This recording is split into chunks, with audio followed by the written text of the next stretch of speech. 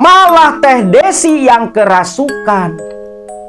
Di depan anak kandungnya Dani, menantunya, besannya, dan saudara-saudara istrinya Dani, Teh Desi kerasukan, tubuhnya meliuk-liuk seperti seekor ular di atas lantai. Malam harinya, Teh Desi mimpi didatangi Hamid dalam wujud ular, hanya bukan lagi ular berwarna hitam, tetapi wujud ular jelmaan Hamid yang datang ke dalam mimpi Desi itu warnanya perak, besarnya sama. Di sini Hamid dengan muka merah, mata merah, penuh amarah, memarahi Desi habis-habisan.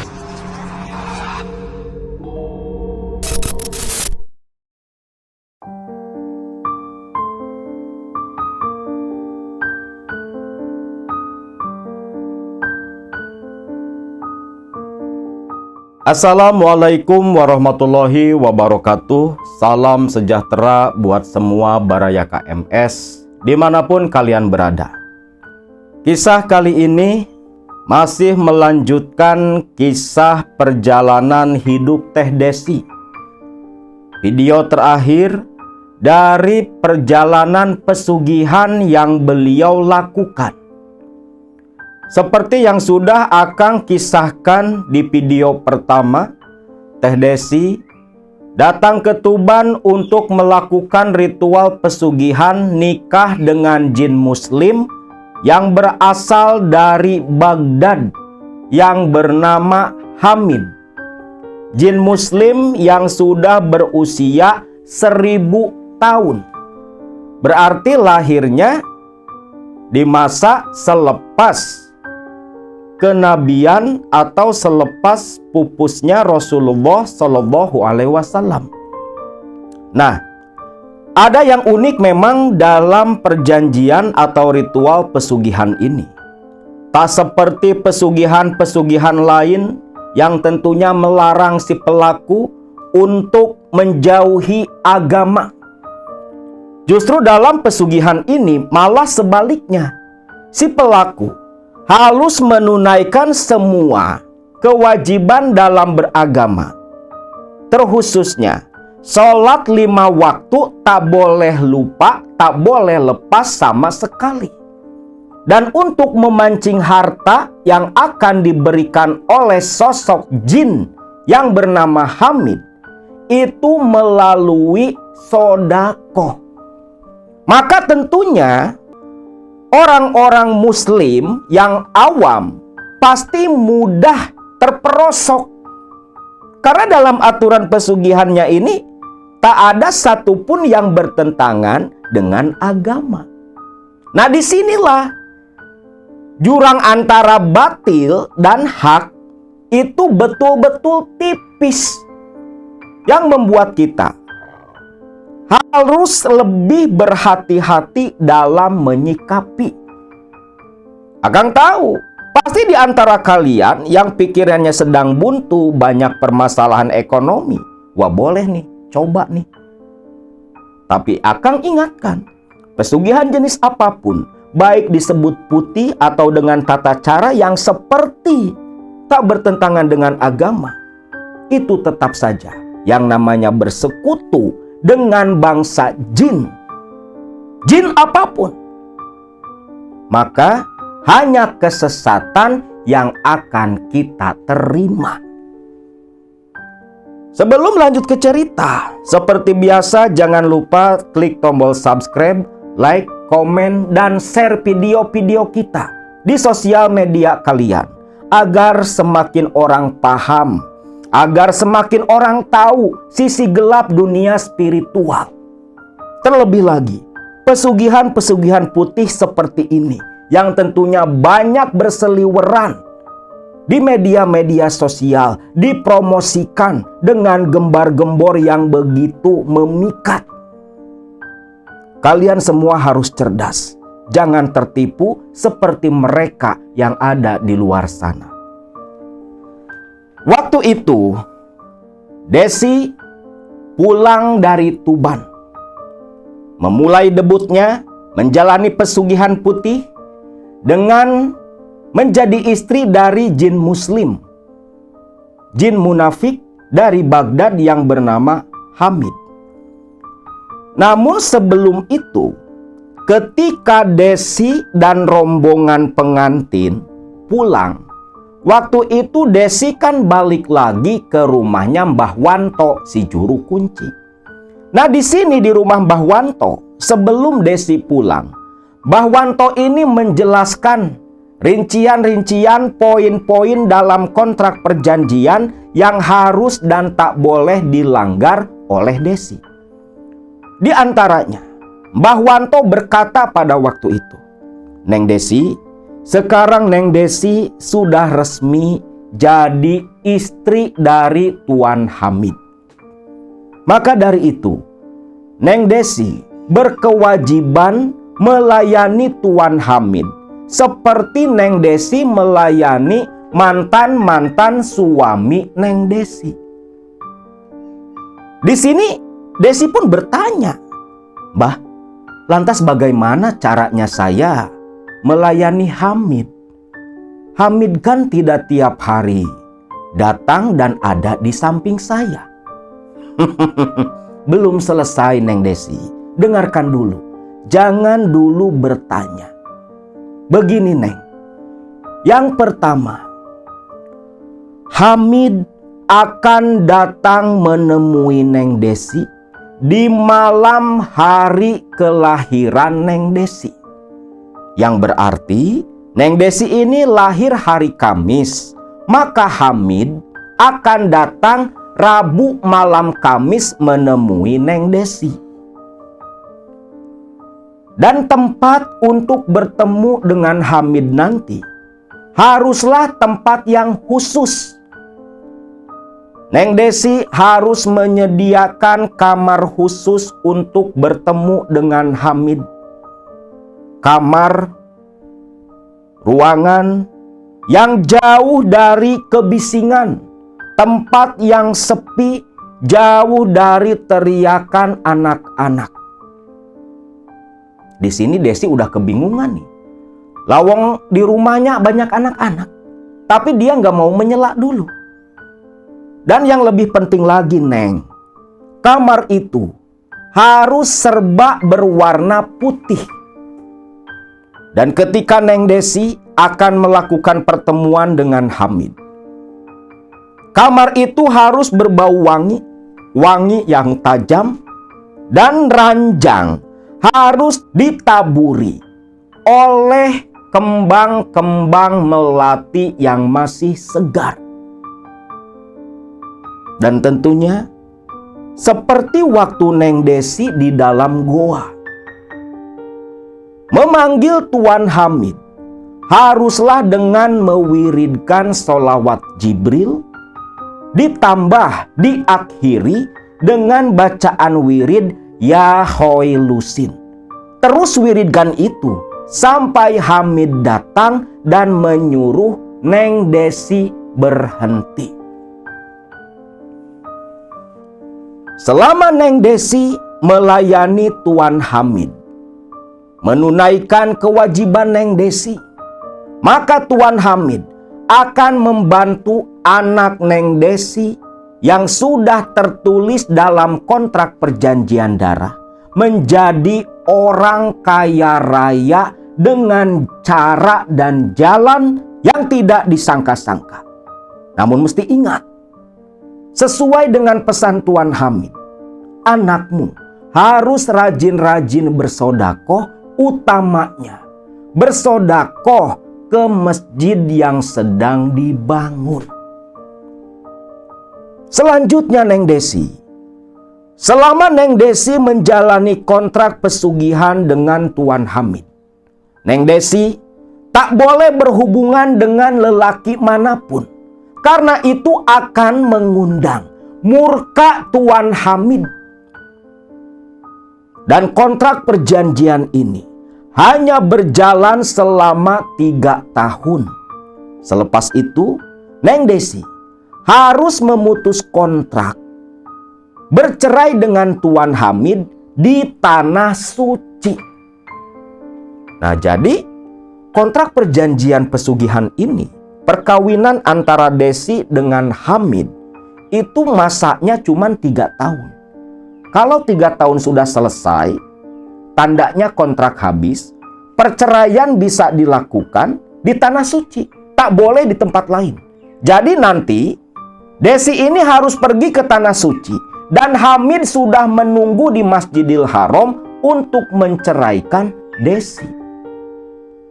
Apa sudah jelas semua, Neng Desi? Sudah, Mbah. Semua sudah jelas. Saya paham. Sudah. Kalau seperti itu, kamu boleh pulang. Dan lekas-lekaslah sediakan tempat untuk kamu bertemu dengan Tuan Hamid. Nah, singkat cerita, selepas itu pun Desi pamitan dari rumah Mbah Wanto dan Mbok Tri, pulang balik kembali ke Bandung. Waktu di terminal di Tuban, Desi langsung naik bis yang mengantarkan dia ke Bandung ke tempat tinggalnya. Di dalam bis ada sekitar setengah jam bis sudah melaju. Di sini Desi masih berpikir keras. Aduh, gimana ini? Harus nyediain tempat yang sepi jauh dari suara bising anak-anak. Di rumah kan gak mungkin bisa.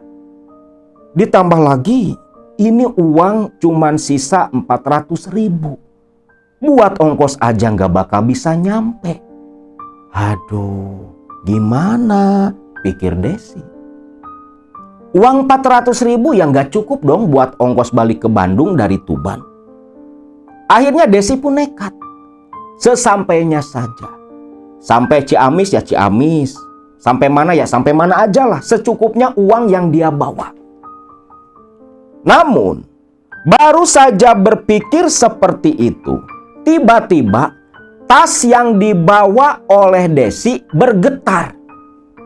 Getarannya seperti getaran HP. Tak berhenti getarannya saat itu. Desi pun curiga. Loh, HP kan mati. Ini kok tiba-tiba getar? Penasaran, Desi pun membuka tasnya. Ketika tas dibuka, terkejut bukan main Desi. Hampir saja dia teriak. Di dalam tasnya itu, tiba-tiba ada uang 3 gepok. Dengan tangan gemetar, Desi meraba 3 gepok uang di dalam tasnya, pecahan 100.000 rupiah. Masih hangat. Masih keras seperti baru keluar dari bank. Bahkan masih ada kertas pengikat. Namun polos, nggak ada tulisan BRI, BCA atau sejenisnya. Ini uang dari mana? Satu kata terlintas di pikiran Desi, Hamid. Dan memang betul, 3 gepok uang itu pemberian dari Hamid, suaminya. Di sini Desi pun merasa tenang. Singkat cerita, pulanglah Desi ini ke Bandung. Tiba di rumah, Desi langsung mengecek kondisi sang ibu dan anak-anaknya. Sore harinya, Desi langsung pergi menemui si rentenir, membayar utang yang 3,5 juta lengkap dengan bunganya. Hari itu pun Desi beristirahat. Nah, esoknya Desi berniat mencari rumah kontrakan sebagai tempat dia melakukan pertemuan dengan Hamid, suaminya. Sampai akhirnya setelah mencari ke sana kemari, Desi pun mendapat sebuah lokasi yang tepat berada di belakang Pasar Sayati. Orang Bandung pasti tahu nih, Pasar Sayati di mana. Di belakang Pasar Sayati, di situ ada kos-kosan. Kebanyakan yang ngekos di situ seperti mahasiswa. Desi pun menemui si pemilik kos-kosan itu, menanyakan ketersediaan kamar kosong di sana. Ketika bertemu, Desi bertanya, "Bu, ini di kos-kosannya masih ada kamar kosong?" "Ada, Neng, ada." "Neng mau ngekos di sini?" "Boleh, Bu, tapi boleh nggak saya lihat dulu kamar yang kosong?" "Boleh, Neng, boleh." Nah, si pemilik kosan pun ngajak Desi ke kos-kosan miliknya. Di tempat kos itu memang sepi. Lawang mahasiswa yang ngekos di sana. Ada satu kamar di bagian atas yang agak terpisah dari kamar-kamar lain. Agak berjarak, tak berderet, tak berdampingan. Nah, ini Neng, kamar yang masih kosong. Ya mungkin gara-gara lokasinya paling atas, anak-anak yang ngekos di sini pada nggak mau ngisi kamar yang ini. Gimana, Neng? Apa Neng berminat? Boleh, Bu, boleh. Ini kamar mandinya di dalam juga ya, Bu?" "Iya, Neng. Semua kamar kos di sini, kamar mandinya di dalam."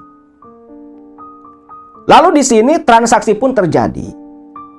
Cocok dengan harga, Desi langsung mengontrak kos itu untuk masa 1 tahun. Jadi langsung dibayarin kos-kosan 1 tahun tuh. Nah, selepas dibayar, Desi ngomong, "Gini loh, Bu, saya ini kan kerja di Jakarta. Pulang ya paling seminggu sekali. Jadi maksud saya ngekos di sini, saya tuh pengen istirahat, Bu. Soalnya di rumah banyak anak-anak, rame. Saya nggak bisa tidur tenang. Jadi paling saya ngisi kamar ini seminggu sekali, Bu." "Ya nggak apa-apa, terserah Neng saja. Ini kan sudah dikontrak, sudah disewa sama Neng, terserah Neng saja. Nanti kalau ada perlu apa-apa, Neng tinggal ke bawah. Tinggal ngomong sama ibu," ucap si pemilik kos. Selepas itu, Desi pun pamitan pulang. Singkat cerita, Desi mulai membeli perabotan untuk kamar kosnya. Dari mulai ranjang, lemari, segala macam perabotan dibeli oleh Desi dan semuanya berwarna putih. Kasur, spray, semua warna putih. Bahkan Desi sampai minta izin ke pemilik kos untuk mengecat dinding dengan warna putih juga. Serba putih, tak ada warna lain selain warna putih di dalam kamar kos itu. Selepas persiapan selesai, ornamen dalam kamar semua berwarna putih. Tibalah di hari Desi harus melayani Hamid, suaminya. Hari Rabu itu, Desi pergi ke pasar.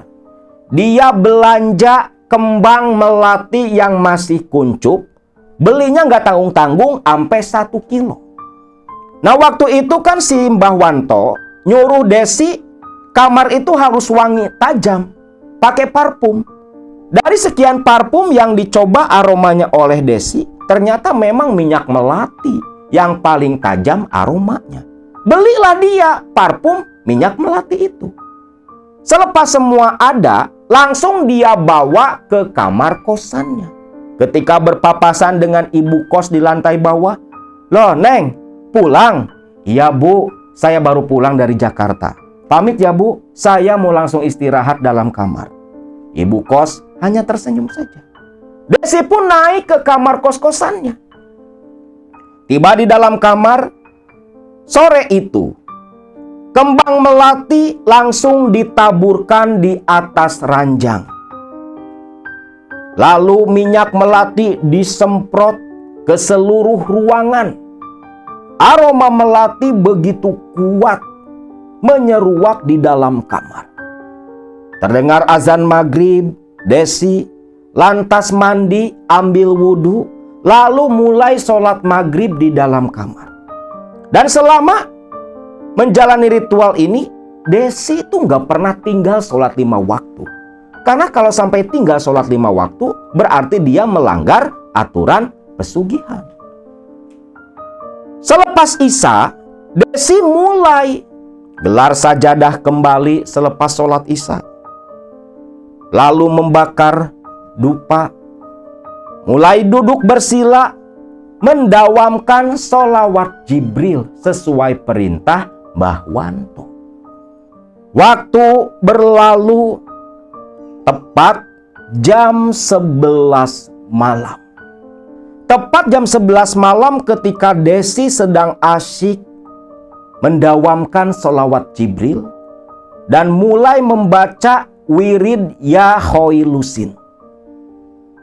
Tiba-tiba tercium aroma bau wangi. Wanginya bukan wangi minyak melati, tapi bau wangi yang lain. Wanginya tajam namun lembut di hidung Desi. Dan tidak berselang lama, terdengar suara brak. Jendela kamar kosnya Desi terbuka begitu saja, lantas angin berhembus ke dalam kamar. Gordeng putih sampai bergoyang-goyang. Desi sadar, inilah pertanda Hamid akan datang. Dan betullah, arah kiblat yang memang menghadap ke ranjang. Desi yang duduk bersila dengan mata terbuka. Dia menoleh ke arah jendela yang terbuka barusan. Saat itu, muncul suara desisan ular yang cukup kencang. Tak berselang lama, muncul kepala ular berwarna hitam. Naik ke jendela, lantas menggelisir naik ke ranjang, lalu beringkuk duduk terdiam. Desi menyaksikan itu semua. Tak ada rasa takut. Dalam hatinya nggak ada. Lawang yang datang itu suaminya. Desi terus mendawamkan sholawat, mendawamkan wirid Ya Khoilusin, Ya Khoilusin, Ya Khoilusin. Saat itulah terdengar suara yang begitu lembut di telinga Desi dari arah ular hitam di depan Desi. Desi, aku sudah datang. Hentikan wiridmu, tunaikanlah kewajibanmu, ucap ular hitam itu.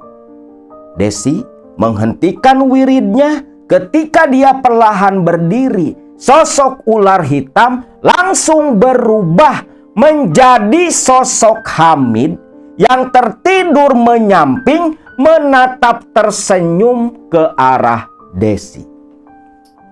Desi sampai menelan ludah terpana oleh kegagahan Hamid. Dalam posisi tidur menyamping sambil tersenyum lembut ke arah Desi. Hamid ini dalam kondisi bertelanjang dada. Dadanya yang begitu bidang, perutnya six pack tuh. Bulu-bulu dada yang begitu halus, baunya begitu harum memikat, membuat Desi ampe ngiler. Ini kata teh Desi ya. Dia sampai bilang kayak gini ke Akang. Kang, terus terang saja, saya ini kan lama di dunia hitam. Banyak laki-laki berbagai usia, berbagai latar belakang, berbagai status sosial yang pernah saya layani. Tapi nggak ada satupun yang semenarik Hamid. Gantengnya luar biasa. Pokoknya tipe aku banget, Kang. Itu kata Teh Desi loh. Lalu Hamid menggupaikan tangannya meminta Desi mendekat. Desi lantas berjalan mendekat ke ranjang. Duduk di samping Hamid yang tidur menyamping. Hamid pun bangkit lantas duduk berhadapan dengan Desi. Napas dari Hamid tercium berbau begitu wangi. Hamid pun mengucapkan salam. Assalamualaikum. Waalaikumsalam, ucap Desi. Lalu di sini Hamid memegang lembut kedua pundak Desi. Dia pun berkata, Desi, kita ini sudah jadi pasangan suami istri.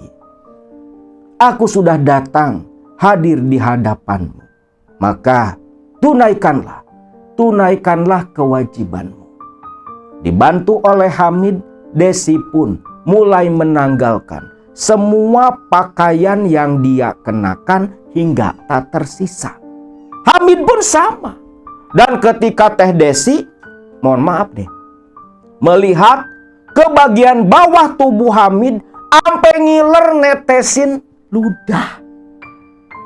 Sampai ngaca ini Teh Desi melihat begitu gagah, besar dan panjangnya tombak milik Hamid.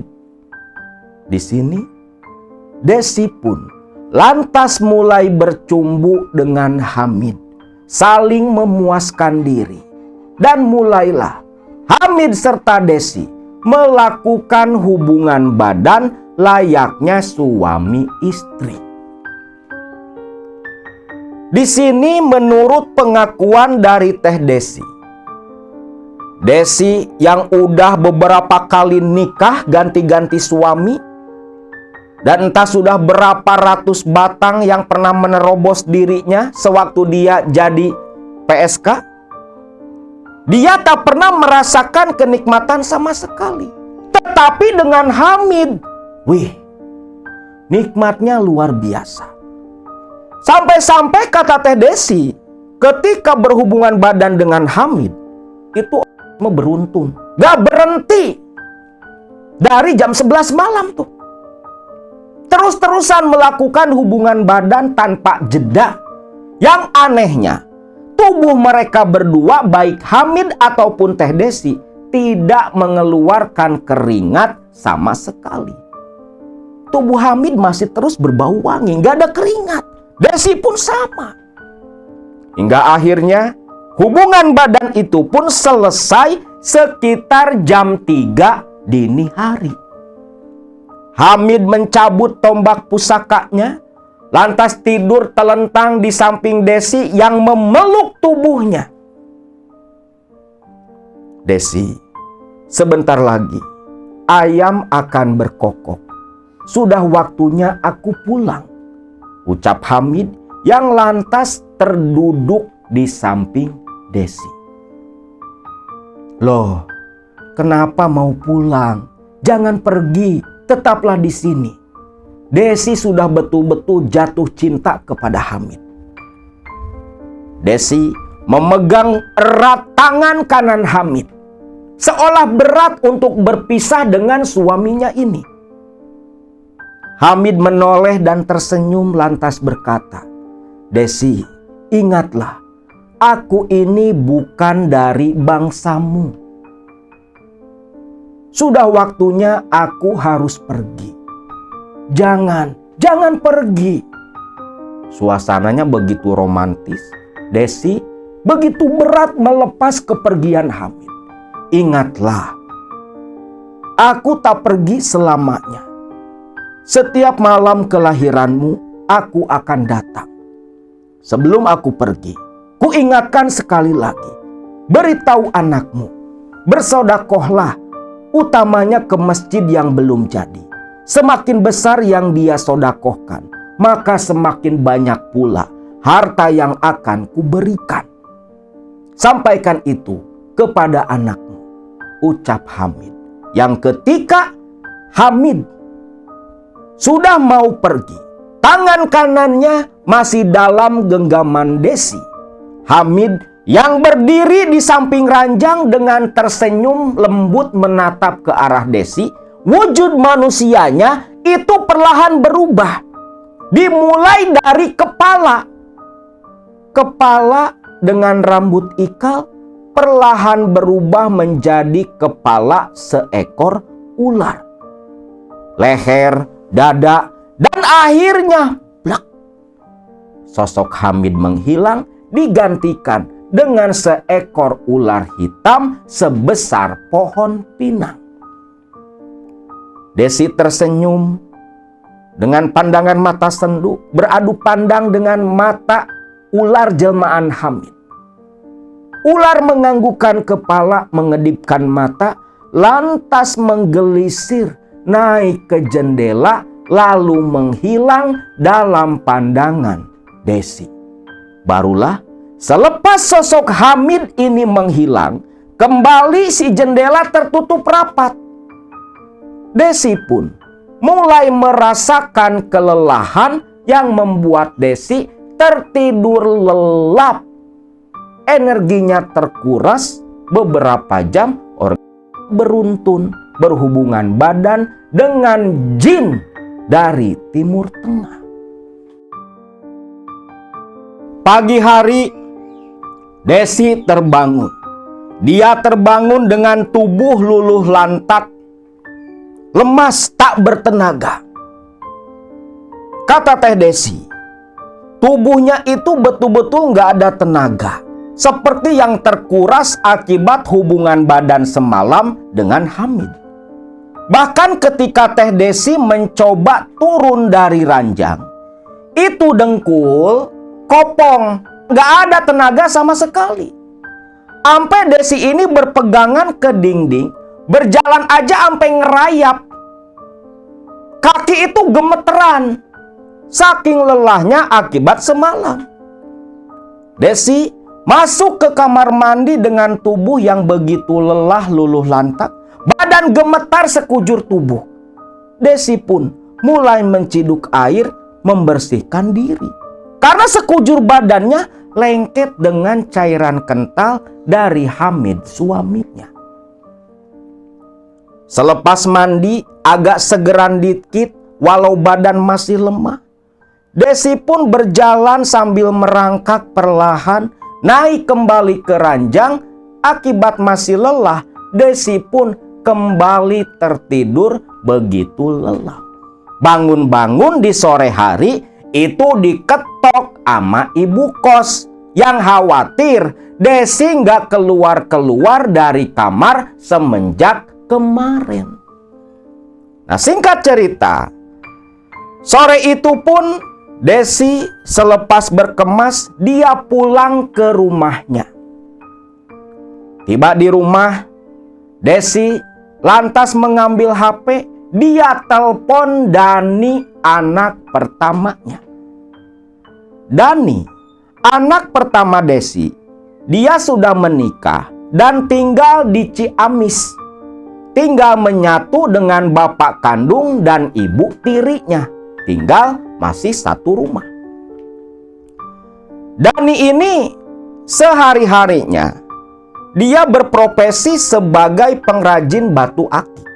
Nah, waktu zaman batu akik booming, itu Dani sempat juga ikut dengan bapaknya jualan di daerah Bandung.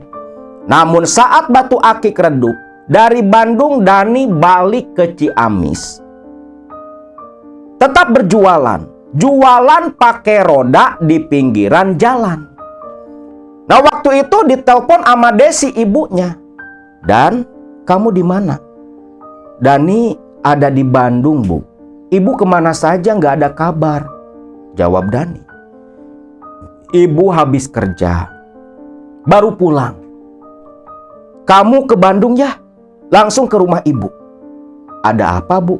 Pokoknya kamu nurut saja. Langsung datang ke rumah ibu, ucap Desi. Dani pun menurut. Dan esoknya, Dani beneran datang ke Bandung ke rumah sang ibu.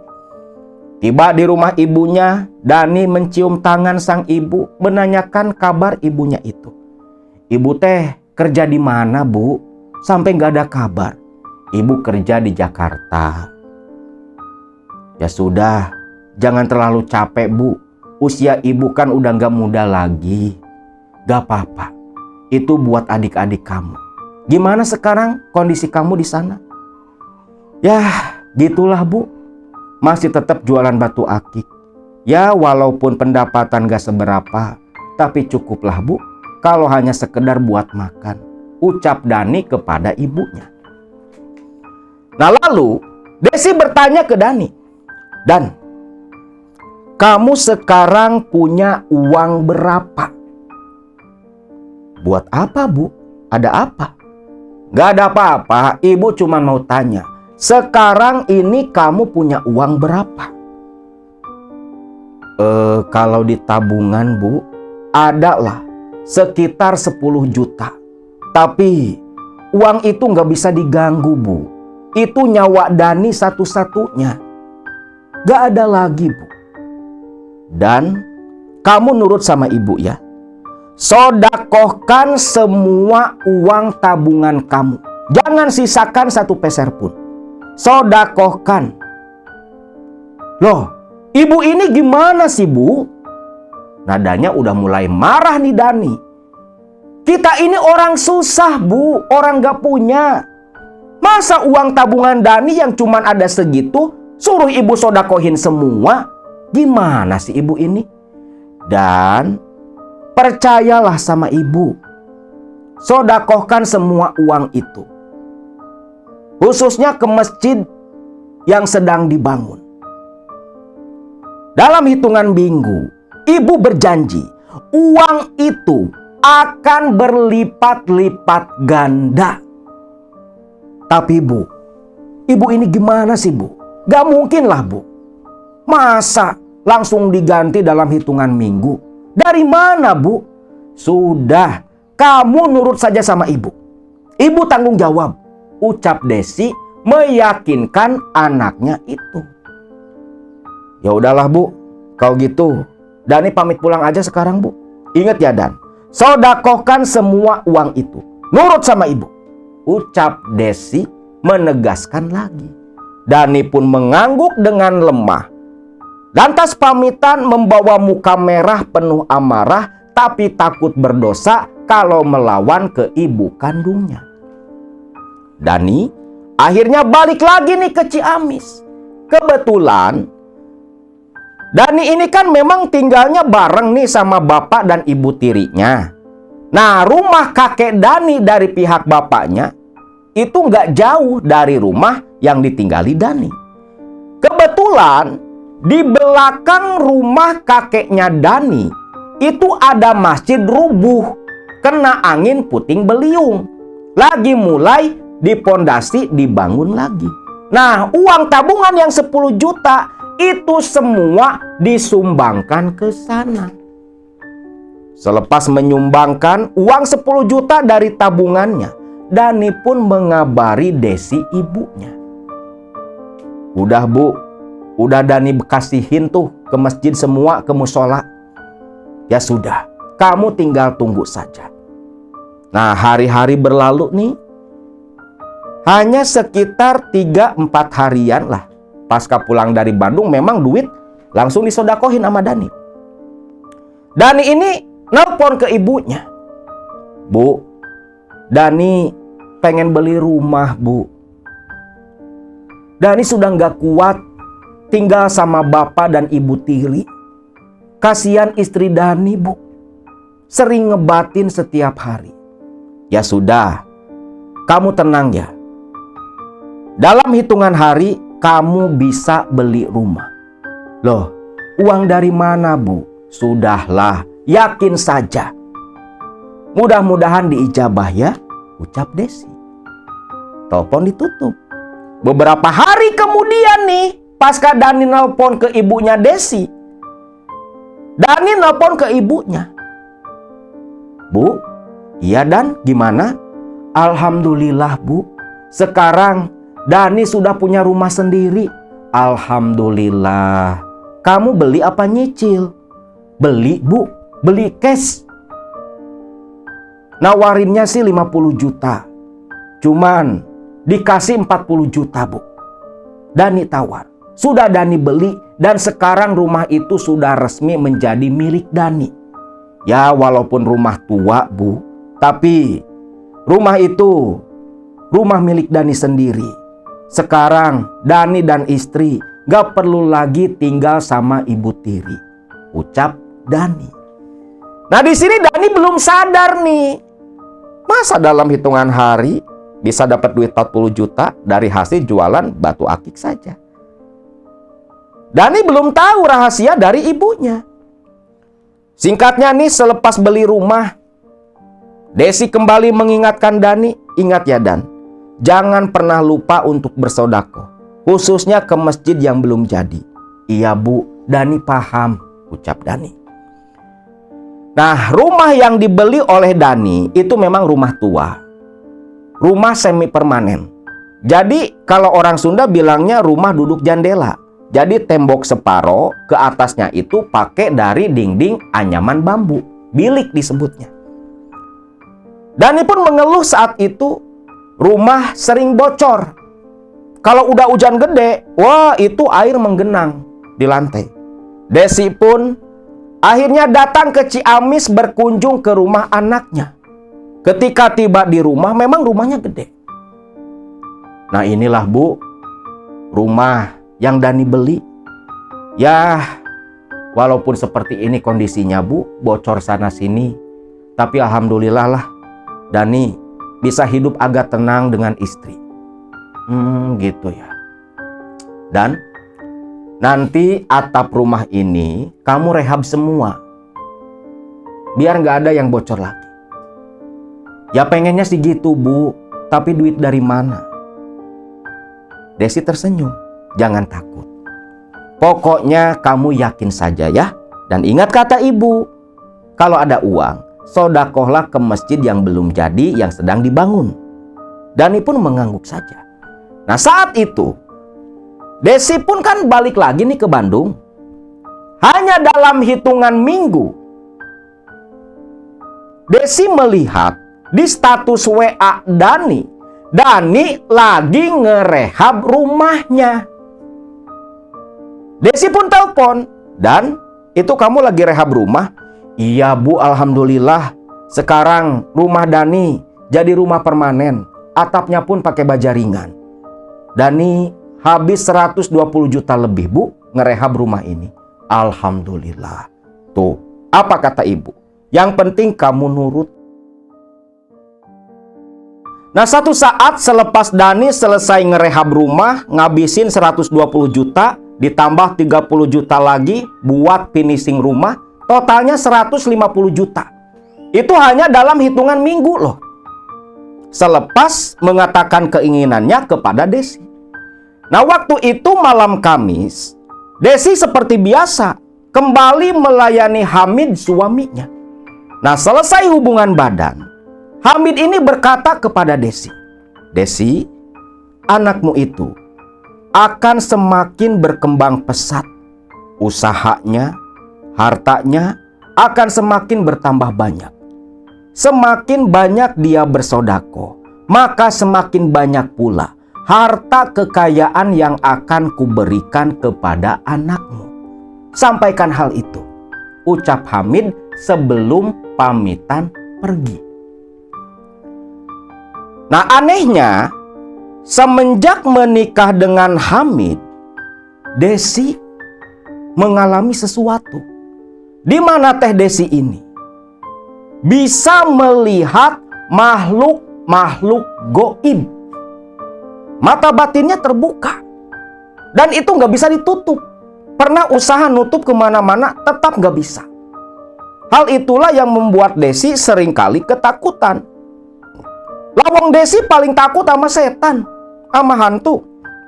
Bukan hanya bisa melihat makhluk-makhluk gaib. Desi sendiri, dia bisa melihat masa depan.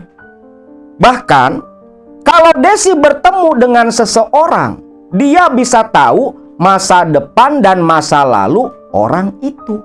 Tapi Desi hanya berdiam diri saja, semata hanya cukup tahu dirinya seorang. Nah satu saat, Desi ini nengok Dani dan istrinya ke Ciamis. Rumah udah layak banget tuh. Udah selesai direhab kan. Nah satu malam, Desi ini lagi duduk ngerokok di halaman depan.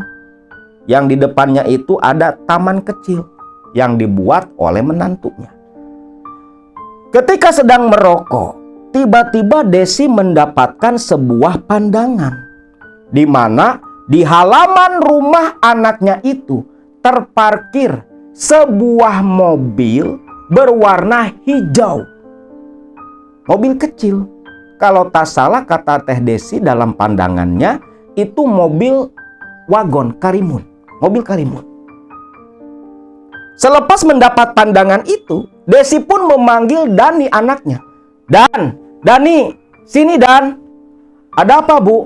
"Sini, duduk samping ibu." Dani pun duduk di samping ibunya. Dan 2 minggu lagi, nih, di depan rumah kamu ada mobil. Kamu bakal bisa beli mobil warna hijau. Mobil kecil. Ya pengennya sih gitu, Bu. Siapa sih yang gak pengen punya mobil? Tapi duit dari mana, Bu?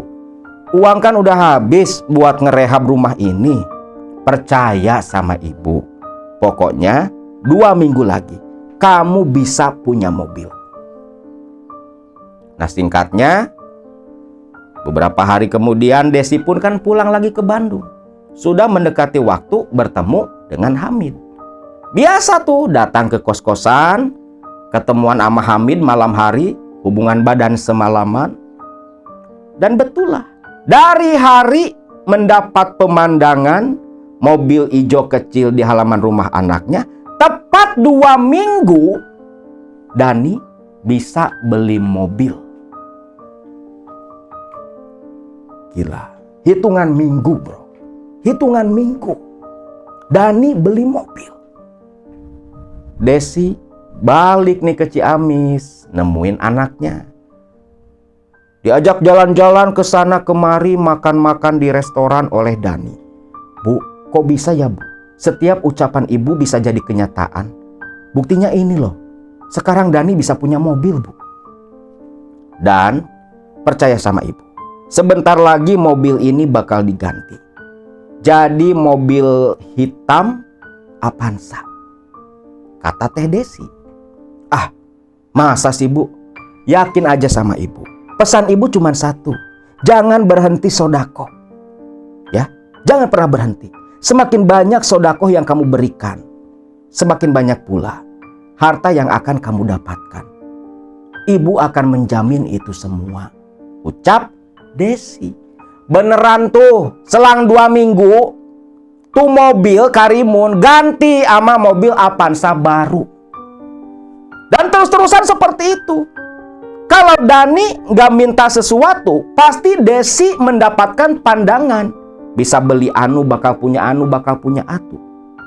Dan itu akan terjadi 2 minggu pasca Desi mendapat penglihatan atau pasca Dani menyampaikan keinginan kepada Desi.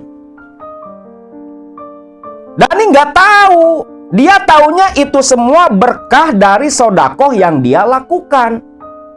Dani belum tahu apa sebenarnya rahasia di balik harta kekayaan yang melesat begitu cepat dimiliki oleh Dani. Dalam 1 tahun, bro, rumah, mobil, usaha jalan. Duit nggak susah. Pengen apa-apa, asal ngomong ke ibunya, pasti dapat. Nah, satu saat Desi dari Bandung ke Ciamis. Waktu itu kondisi sang ibu udah membaik. Udah agak sehat lah. Desi ke Ciamis.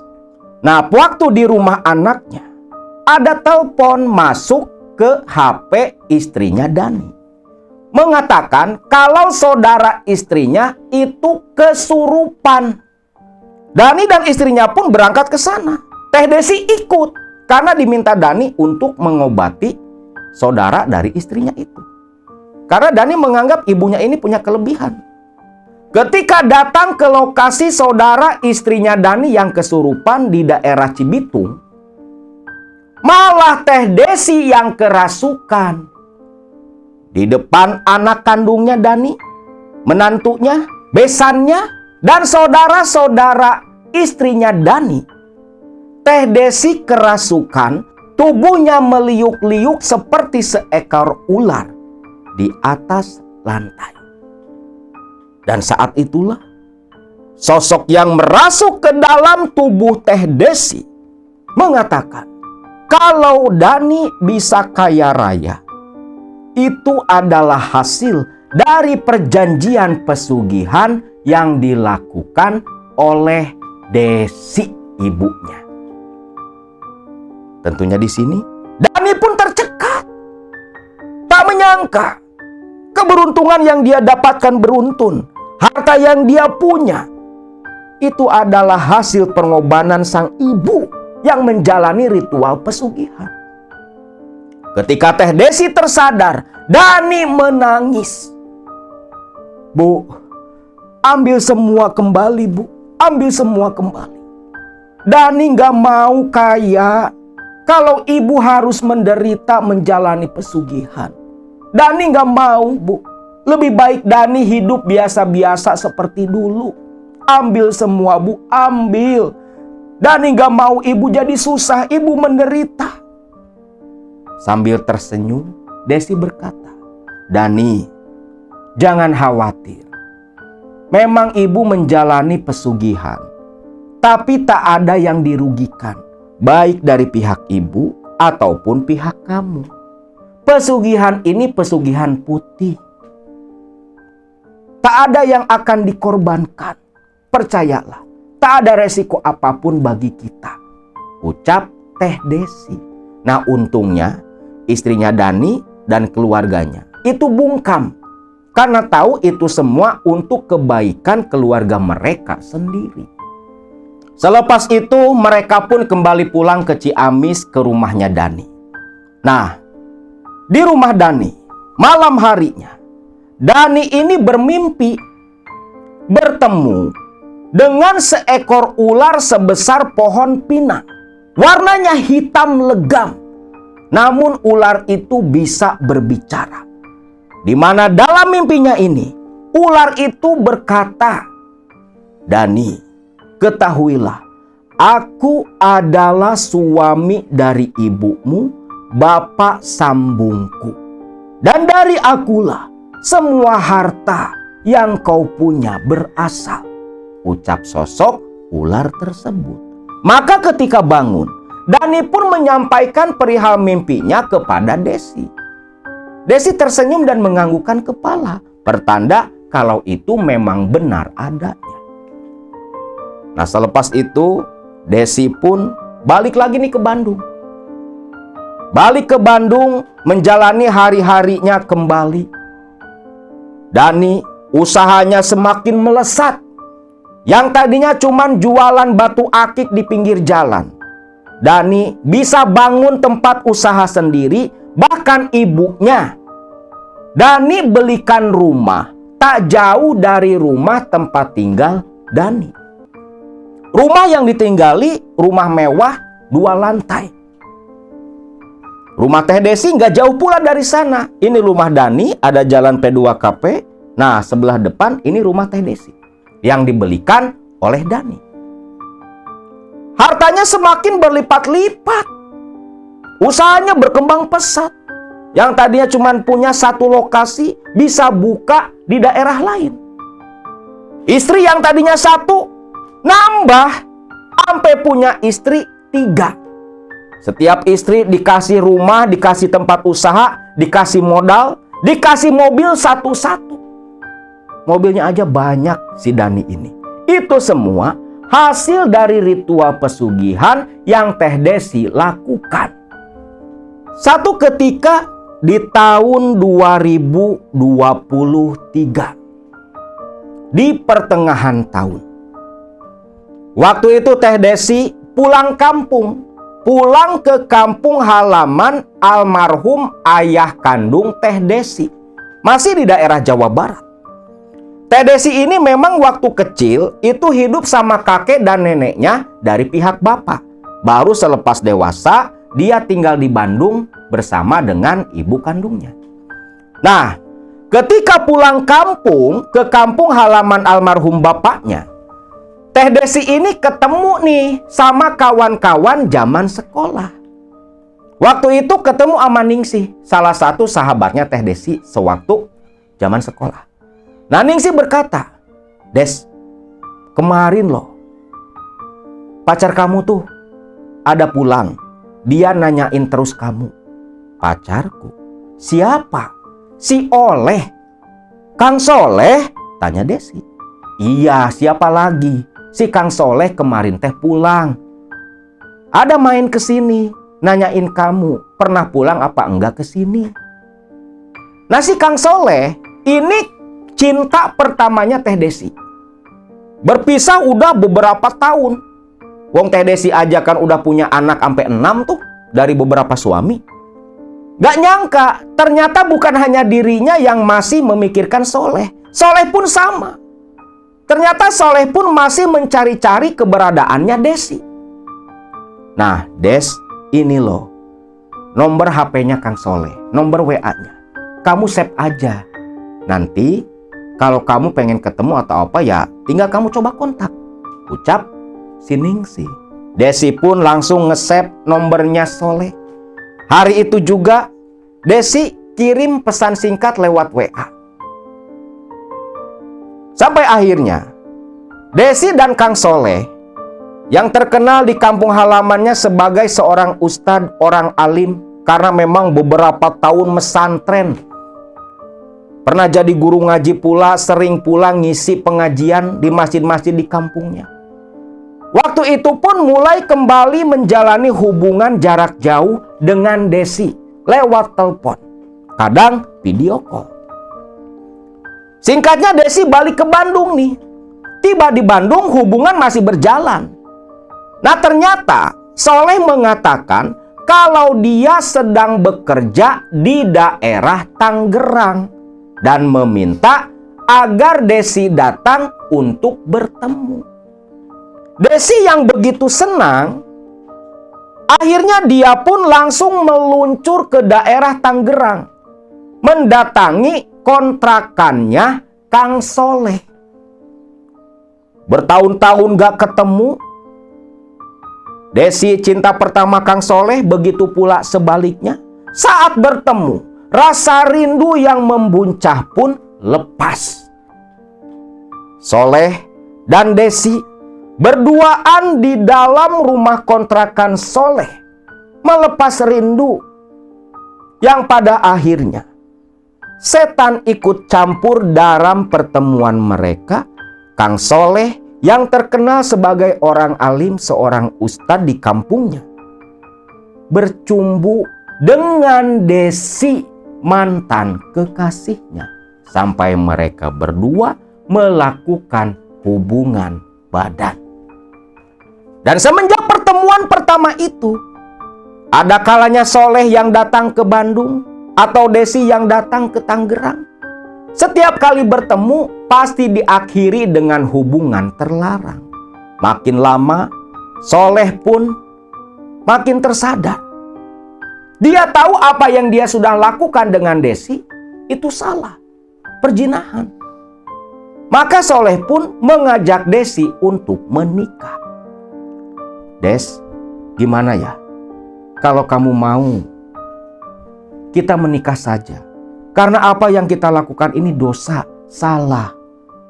Loh, memang Kang Soleh belum punya istri. Aku ini udah jadi duda, 3 tahun jadi duda. Gimana kalau kita menikah saja? Aku begitu senang bisa menjadikan kamu sebagai istriku, ucap Kang Soleh. Tak pikir panjang, Desi yang memang cinta berat juga ke si Soleh, dia pun akhirnya melakukan pernikahan di daerah Bandung. Cuma nih, pasca menikah dengan Kang Soleh, Soleh mulai berubah. Ditelepon gak diangkat, WA gak dibaca, checklist 2 tapi gak ijo-ijo, gak dibaca. Lalu Desi pun telepon ke kampung, nelpon kakak kandungnya Soleh yang kebetulan tetangga kakek neneknya Desi, menanyakan Soleh. Loh, memang Soleh gak ngomong sama kamu, Des? Dia ini lagi di kampung loh. Oh, lagi di kampung. Tapi kenapa ya? Kok telepon gak diangkat, WA gak dibales? Ada apa ya? Loh, kamu belum tahu apa? Ya wajar lah si Soleh gak bakal nelpon kamu, gak bakal ngangkat telepon kamu, gak bakal balas WA kamu. Lawang ada istrinya. Loh, yang bener teh, katanya duda. Duda dari mana? Si Soleh itu masih punya istri. Hubungannya aja baik-baik sama anak dan istrinya. Nah di sini Desi pun hancur, kecewa. Namun saking cintanya, tak peduli. Bodoh amat lah, walau jadi yang kedua. Yang penting bisa hubungan dengan Soleh. Itu pikirannya Teh Desi. Akhirnya Soleh balik lagi ke Tangerang. Desi sudah memaklumi dan bisa menerima kalau Soleh menjadikan Desi istri keduanya karena rasa cinta yang teramat kuat. Dan waktu itu Desi ini udah lupa sama Hamid, yang padahal masih masa kontrak dengan Hamid. Desi nelpon Soleh pengen ketemu. Kang, Akang ke Bandung ya? Udah lama loh kita nggak ketemu. Iya mah, nanti Akang ke Bandung. Ini Teh Desi sampai bela-belain nyewa kamar hotel. Pengen tenang lah berduaan sama Soleh. Singkatnya nih, ketemulah check-in langsung di hotel yang udah dipesen sama Teh Desi. Biasa dalam kamar hotel ya suami istri dong, udah akad nikah siri waktu itu. Desi dan Soleh mulai bercumbu. Namun ketika Soleh mau memasukkan tombaknya ke dalam tubuh Desi, gak bisa. Burungnya tiba-tiba mati. Loh, burungku kok malah mati ya, Ma? Kenapa ya? Ya gak tahu. Itu burung udah diapa-apain nih sama si Teh Desi, tetap gak mau bangun. Sampai tiba-tiba Soleh mendadak menjerit kesakitan sambil memegangi selangkangannya. Burungnya terasa panas dan seperti ditusuk-tusuk jarum. Sampai gulang-guling di ranjang, gulang-guling di lantai kamar hotel mengadu kesakitan. Mah, tolongin mah, tolong, burung Akang sakit mah, ucap Soleh terus mengadu kesakitan. Nah di sini ketika Desi melihat kondisi burung Kang Soleh, dia pun terkejut. Burung si Soleh, nih kata Teh Desi ya, burung si Soleh itu merah membara seperti besi yang dibakar api. Melihat itu, Desi pun tersadar. Astagfirullah, kenapa lupa? Aku kan masih dalam kontrak dengan Hamid. Desi baru sadar. Apa yang terjadi ke Soleh pasti ada hubungannya dengan kontrak pesugihan yang masih Desi jalankan.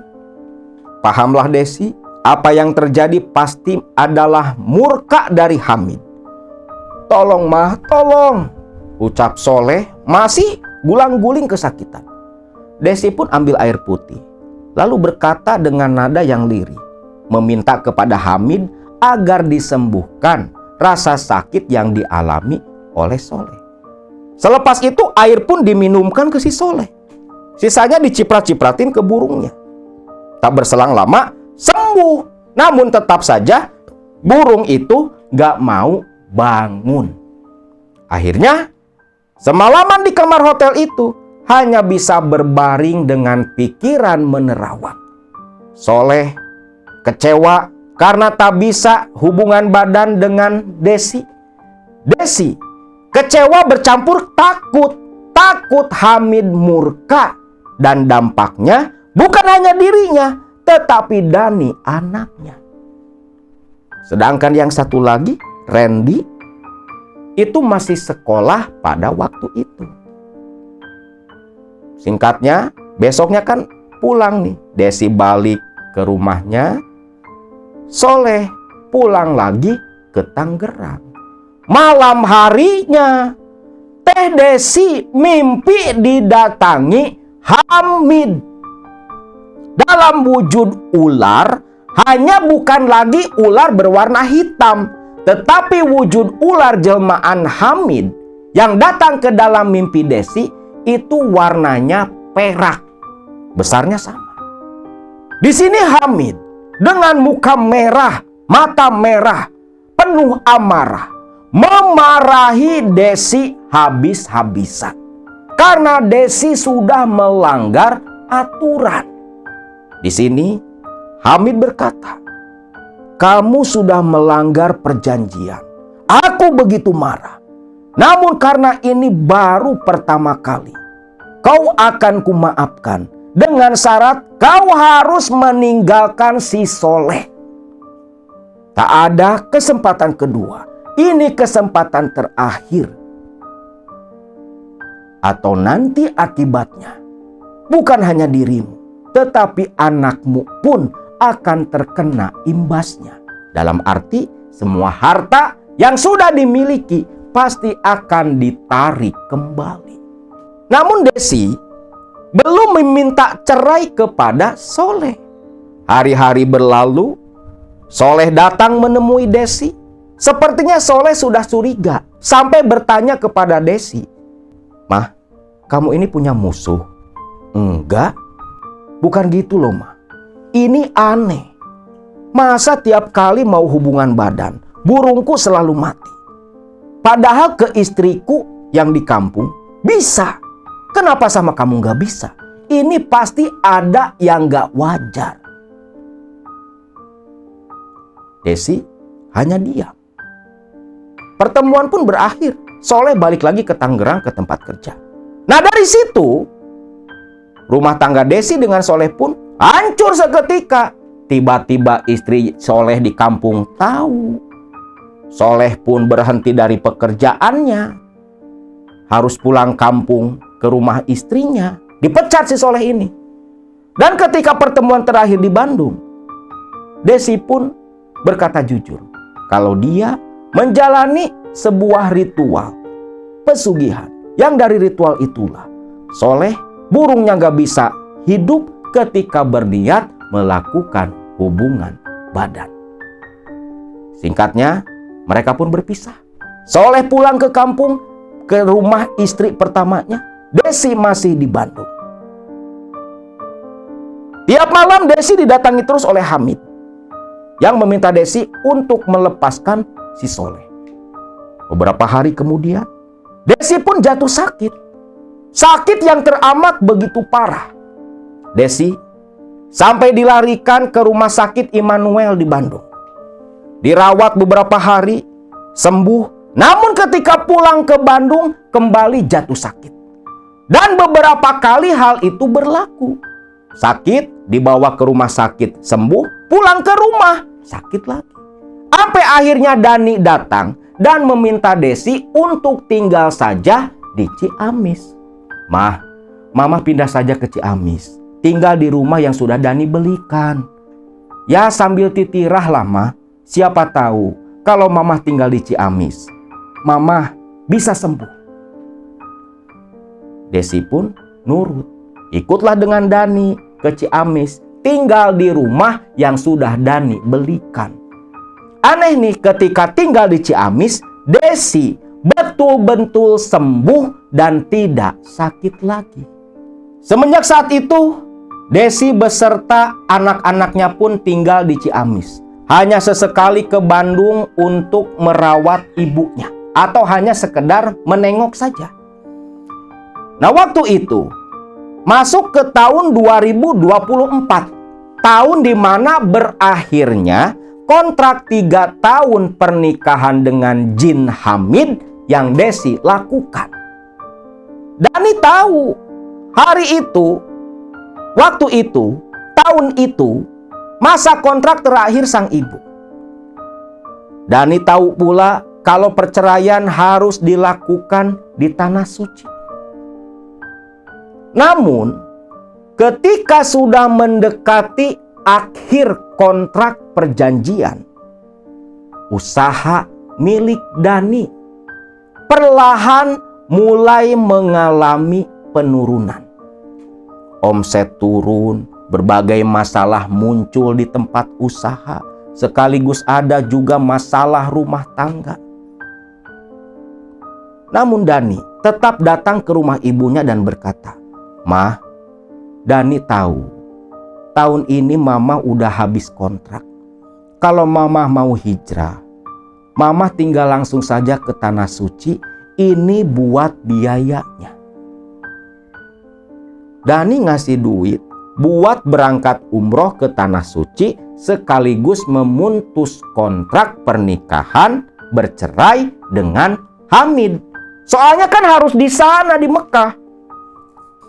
Namun Teh Desi, dia berpikir ulang. Anaknya pasti hancur nih usahanya. Udah terbukti, mulai turun, mulai banyak masalah. Akhirnya Teh Desi pun memutuskan tak akan berangkat ke Tanah Suci. Uang itu pun dikembalikan ke Dani. Karena kan 4 anak Teh Desi itu masih pada sekolah, masih perlu biaya. Kalau Dani hancur, siapa yang mau membiayai mereka? Dani pun menyerah, uang itu dia ambil kembali. Bulan berganti, usaha Dani betulan hancur. Beberapa cabangnya sampai ditutup, beberapa karyawan sampai dipecat karena sudah tak sanggup lagi menggaji mereka. Nah, di sini Desi yang melihat kondisi kehancuran anaknya, dia pun berpikir sampai akhirnya memutuskan Desi kembali meluncur ke Tuban tepat di awal tahun 2025. Desi pergi lagi ke Tuban menemui Mbah Wanto dan Mbok Tri, meminta tolong mereka berdua untuk memperpanjang kontrak pesugihan dengan Hamid. Mbah Wanto pun setuju. Desi kembali menjalani ritual 9 hari sampai diakad nikah lagi dengan Hamid. Dan hingga saat ini Teh Desi menginjak tahun kedua kontrak pernikahannya dengan Hamid, jin dari Baghdad yang ritualnya dilakukan di goa misterius di daerah Tuban. Sedangkan Dani usahanya kembali bangkit, bukan hanya jadi seorang jutawan, tapi Dani ini sudah menjelma menjadi seorang miliarder muda. Akang sendiri pernah beberapa kali datang berkunjung ke sana atas permintaan dari Teh Desi. Nah, itulah kisah dari Teh Desi yang hingga saat ini masih menjalani kontrak pesugihan menikah dengan Hamid. Dan barangkali baraya semua pasti ada yang berpikir ingin mengikuti jejak Teh Desi, tak bisa. Kenapa tak bisa? Dikarenakan di goa misterius itu hanya ada 7 jin muslim yang bisa dinikahi. Dan ke-7 jin muslim ini termasuk 2 jin adik dari Hamid sudah pada punya pasangan sendiri. Jadi mohon maaf, kalian yang mungkin berpikiran nyeleneh ingin menelusuri jejak dari Teh Desi mengikuti pesugihan yang sama, tidak bisa. Karena semua jinnya udah laku semua.